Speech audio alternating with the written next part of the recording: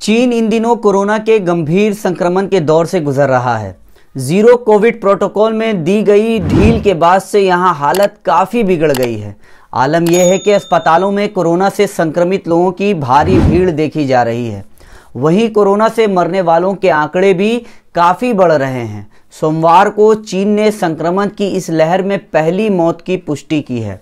हालांकि global agency का आरोप है कि अधिकारी मौत के आंकड़े छुपा रहे हैं। एक अन्य मीडिया रिपोर्ट के मुताबिक चीन के बीजिंग शहर के शव घरों में, यानी जहां पर लाशों को रखा जाता है, वहां भारी भीड़ देखी जा रही है, जिसमें कोविड-19 से मरने वाले के मामले सबसे ज़्यादा देखे जा रहे हैं।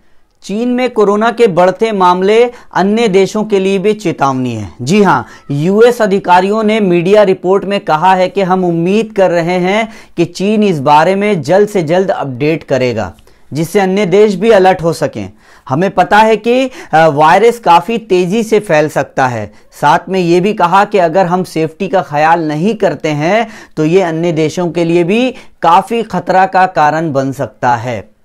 वहीं ये खतरा हमारे देश के लिए भी काफ़ी चिंताजनक बन सकता है। फिलहाल सभी देशों को कोविड-19 को लेकर अपनी रणनीति पर विचार करने की ज़रूरत है। हमें चीन वाली गलती से बचना होगा। महामारी को हल्के में लेने से इस तरह की गंभीर हालत का कारण बन सकता है। अब सवाल ये उठता है कि भारत के लिए ये कितना खतरा साबित होगा।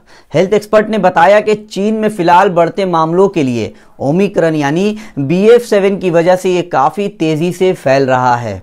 इस वेरिएंट का खतरा भारत में भी हो सकता है। वहीं एक रिपोर्ट के मुताबिक अक्टूबर के महीने में गुजरात बायोटेक्नोलॉजी रिसर्च सेंटर ने देश में इस वेरिएंट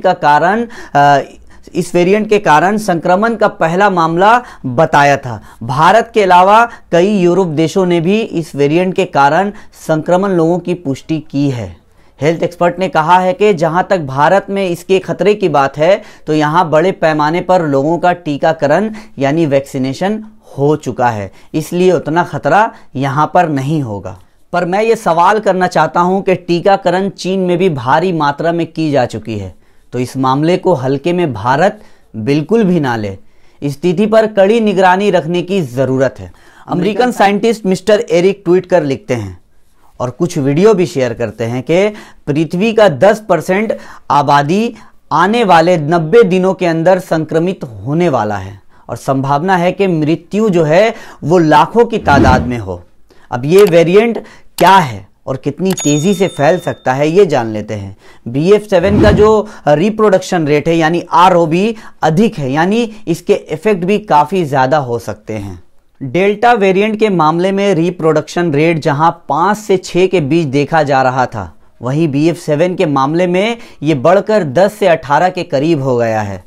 वहीं ओमिक्रॉन का औसत RO यानी 5.08 रहा है। इस खतरे को देखते हुए हेल्थ एक्सपर्ट ने कहा है कि सभी देशों को कोविड-19 से बचाव के लिए फिर से सख्ती बरतने की ज़रूरत है।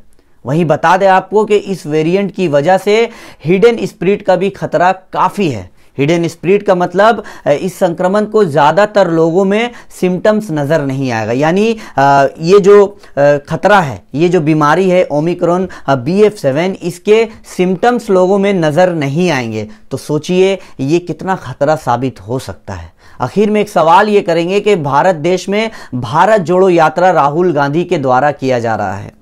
अगर चीन से ये वायरस भारत में आ गया तो कहीं ना कहीं एक चुनावी मुद्दा बन जाएगा, एक ओपोजिशन के पास मुद्दा पैदा हो जाएगा और वो सारा हमारे देश में जितने भी केसेस होंगे उसका जिम्मेदार कहीं ना कहीं राहुल गांधी को बता दिया जाएगा। तो क्या राहुल गांधी अपने भारत जोड़ो यात्रा को कंटिन्यू करेंगे, क्योंकि आने वाले 28 दिसंबर से पश्चिम बंगाल में वो यात्रा करने वाले हैं और बढ़ते कोरोना की वजह से, बढ़ते कोरोना के नए वेरिएंट की वजह से अगर केसेस हिंदुस्तान और बंगाल में बढ़ गए तो कहीं ना कहीं राहुल गांधी को जिम्मेदार ठहराया जाएगा। तो क्या राहुल गांधी भारत जोड़ो यात्रा को बंद कर देंगे या कुछ दिनों के लिए रोक देंगे? आप क्या सोचते हैं इस खबर को लेकर? हमें कमेंट करके ज़रूर बताएं। हमारे चैनल पे अगर नए हैं तो इसे सब्सक्राइब कर लें। जय हिंद, जय भारत।